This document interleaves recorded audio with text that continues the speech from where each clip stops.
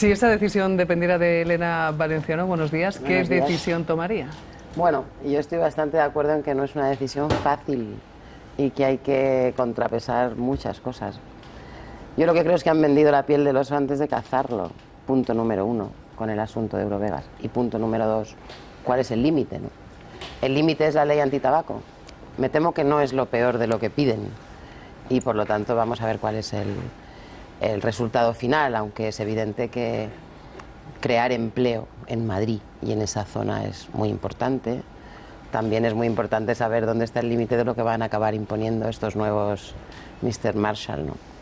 Estamos pendientes durante esta mañana de ese segundo parte médico del Rey. Será a las 12. No sé si hay previsto que algún miembro del Partido Socialista vaya a visitar al monarca, al rey don Juan Carlos esta mañana. Supongo que el secretario general, que mantiene una larga amistad con su majestad el rey, lo visitará cuando sea posible. En medio de ese debate sobre la conveniencia o no de regular el papel del príncipe, ayer vimos y escuchamos en boca de la vicepresidenta decir que estuvo despachando con el rey una hora. ¿Da por zanjado ese debate? ¿O, como hemos hablado en nuestro tiempo de tertulia, es un debate que hay que Es que no tomar es un con calma? debate, o sea, en realidad hay un mandato constitucional para regular la figura de la monarquía o el funcionamiento de la Casa Real, ¿no? Pero no hay ningún problema, o sea, tampoco es un gran debate en la medida en que es que habrá que hacerlo en algún momento, ¿no? Lo han preguntado los periodistas en estos días, pero es algo que está pendiente hace tiempo. Así que en algún momento habrá que hacerlo, no creo que haya ningún problema entre los dos grandes partidos para acordar eso. Es evidente que eso tiene que ser iniciativa del Gobierno y también hemos visto que el presidente negó ayer que eso fuera a suceder. Por lo tanto, no haber iniciativa del Gobierno en ese sentido, pues nada, Rajoy sigue esperando. Una cosa sería ese estatuto que usted planteaba, por ejemplo, una posibilidad, ese estatuto de la Casa del Rey, y el otro caso sería ya una modificación, hablar de una modificación real de la Constitución. ¿Para el PSOE es urgente modificarla?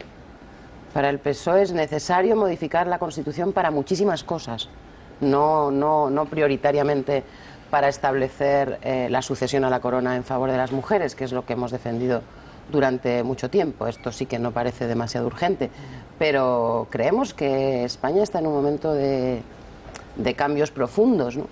Y que tiene problemas reales de convivencia. Estamos hablando mucho de Cataluña y el resto de España, pero no solo. Creemos que es el momento de modernizar nuestra Constitución, de adaptar nuestra Constitución a la sociedad nueva, porque hay una sociedad nueva en España. Probablemente además la relación entre la política y la gente haya cambiado más en los últimos 5 años que en los anteriores 50. La desafección es brutal, ya no solo ciudadanos y políticos. Claro, la desafección, y es verdad que las instituciones están un poco oxidadas, ¿no? Que hay cosas que hay que modernizar, eso es lo bueno.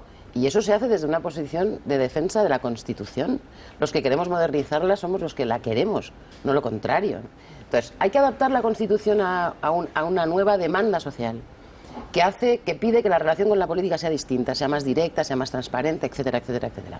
Tenemos tensiones territoriales que no son nuevas, pero que desde luego se han exacerbado enormemente en los últimos tiempos. Tenemos una monarquía que también tiene que modernizarse. El Tribunal Constitucional, el Tribunal de Cuentas, la propia Cámara, el Parlamento. El Parlamento es una Cámara muy anquilosada.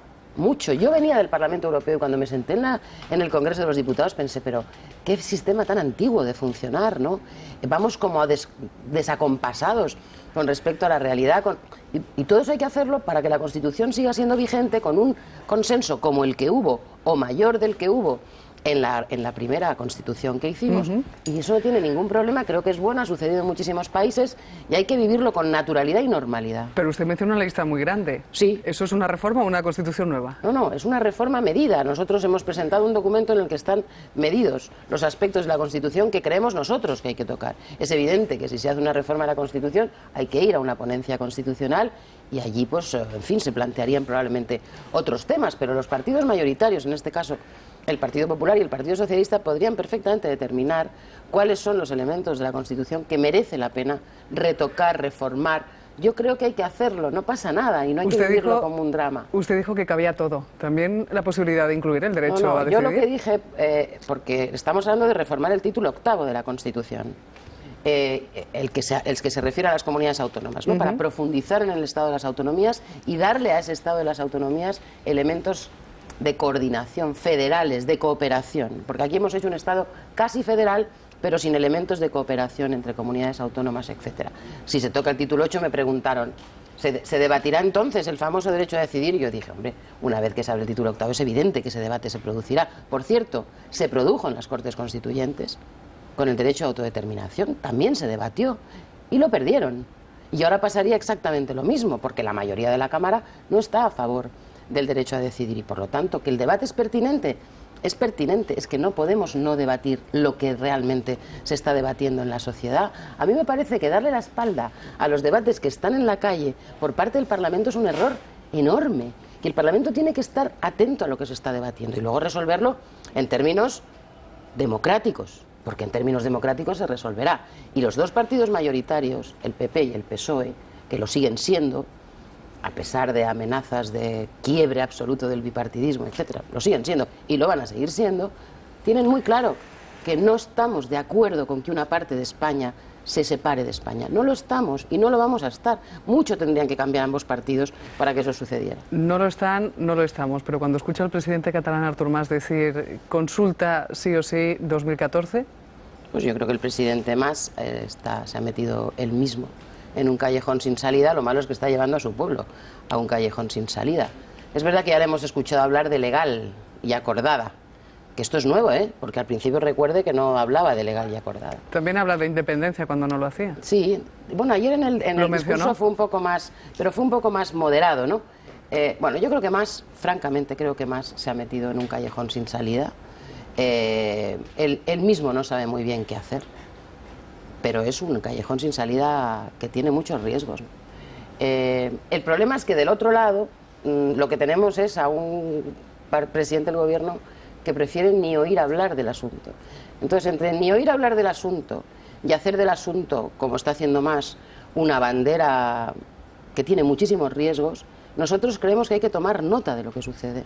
Y hemos hecho un esfuerzo, bueno, que yo lo que pido es que se lea, que se vea, que se analice lo que el PSOE propone, que me parece que es serio, riguroso, que no se sale de madre y que atiende en gran medida a las tensiones que hay. Y es una reforma de la Constitución para hacer que Cataluña se sienta más a gusto con el resto de España y también que España se sienta más a gusto con Cataluña. Y eso se hace hablando. Esa propuesta... Y no hay otra manera de hacerlo, no existe, no lo hemos inventado, una manera distinta que no sea el diálogo para eso.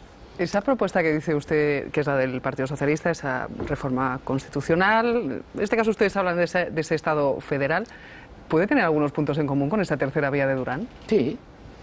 O sea, es que no hay solo una manera de hacer esto, ¿no? Es muy complicado, es muy complejo, pero que tenemos que avanzar en lo que hemos ido haciendo de facto, que es un Estado casi federal o un Estado de las autonomías muy profundo, pero que lo hemos ido haciendo a retazos y que a eso hay que darle una cierta coherencia y coordinación y que tiene que ser posible cooperar entre comunidades autónomas y no solamente desde el Estado central hacia las comunidades autónomas y que el Senado tiene que ser una cámara territorial de verdad. Todo eso, que por cierto está apuntado hace tiempo, yo creo que es el momento de hacerlo y tenemos un par de años para trabajar con tranquilidad en ese asunto, ya le digo, sin demasiados riesgos, pero dándole cauce a un debate que está en la calle. Entonces, ¿cómo vamos a responder al desafío de Mas? Con el inmovilismo. Es que así es peor. Es que el inmovilismo lo único que hace es darle alas a Mas. Y por lo tanto, entre el inmovilismo de Rajoy y esta especie de huida hacia adelante de Mas, lo razonable, lo sensato, es darle un cauce parlamentario a eso. Y sentarse en el Parlamento a ver qué cosas podríamos ir modificando que dieran satisfacción al conjunto o a la mayoría de los catalanes. Y eso es una reforma de la Constitución que, por cierto, luego votaría todo el mundo, no solo los catalanes, votaría todo el mundo. Y ya veríamos. Usted es un camino. Acaba de plantear la pregunta del millón. Hay que sentarse a negociar, pero ¿de qué? ¿Pacto fiscal, por ejemplo? No, de la reforma de la Constitución. Hay que sentarse a hablar de la reforma de la Constitución. ¿Es la solución a todos los problemas esa reforma? No, a todos no, pero desde luego propone soluciones que nadie está proponiendo. El asunto de la financiación tampoco sería ya una solución para Cataluña, Usted lo sabe perfectamente. Usted ahora va a Cataluña y les dice el pacto fiscal os bastaría. Ya no, porque ha pasado a otro estadio. Ahora estamos hablando casi de una cosa emocional. Es casi emocional. para muchísima gente. No, es que lo que queremos es decir lo que queremos ser. Ya no les vale con el asunto fiscal, con arreglarles la financiación. Por cierto, que la financiación hay que arreglársela a mucha gente, no solo a Cataluña, ¿eh? Porque en la Comunidad Valenciana, por ejemplo, el grado de injusticia que se está produciendo desde hace años con la Comunidad Valenciana en términos de financiación es brutal. En Andalucía hay problemas muy serios también, o sea que no es solo Cataluña, pero es también Cataluña. Y desde luego no vale con pensar que esto de Cataluña se va a arreglar con un pactito que hagan con el señor Montoro o con el señor Rajoy, no. Además, eso ya se le ha ido de las manos y la gente lo que quiere ahora es decidir, eso es lo que dicen. ¿Cómo puede la gente decidir? Pues una nueva Constitución, una reforma de la Constitución, que votemos todos, no solo los catalanes, por supuesto. Ayer en el Congreso escuchamos mucho una frase: no podrán evitar que digamos que Rajoy mintió. Esa fue una de las frases que estuvieron repitiendo. ¿Se va a hablar del caso Bárcenas finalmente en el Sí, Congreso? yo creo que sí. Yo creo que tampoco, es un poco lo mismo que lo de Cataluña, no se le pueden poner puertas al campo, ya no. Es imposible manejar un Parlamento intentando bloquear o vetar las iniciativas de la oposición. Eso ya no existe.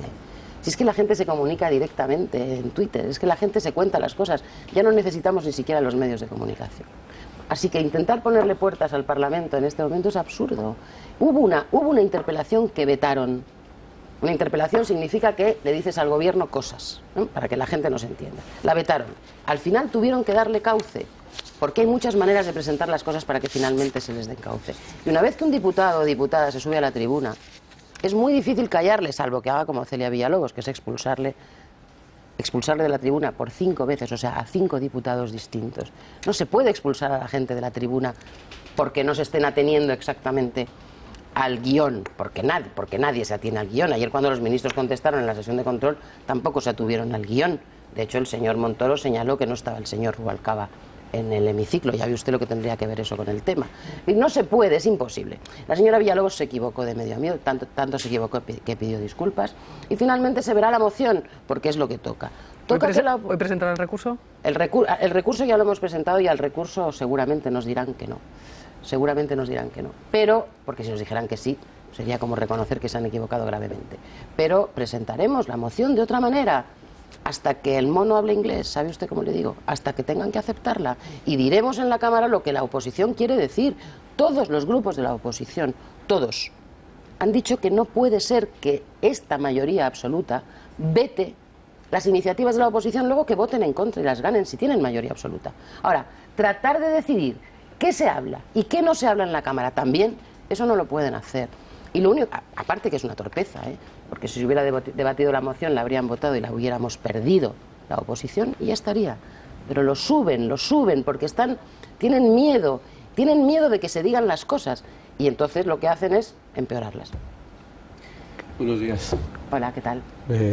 2 cosas muy breves. En la conferencia política de noviembre del Partido Socialista, se plantea como un debate político en profundidad.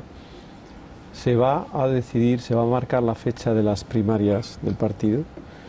Y en segundo lugar, ¿cuáles van a ser finalmente las relaciones con el PSC? ¿Va a tener grupo propio el PSC? ¿Va a tener miembros el PSC en la ejecutiva del Partido Socialista? ¿Cómo va a quedar esto finalmente? Bueno, pues empezando por el PSC, en principio no hay ningún cambio, ¿no?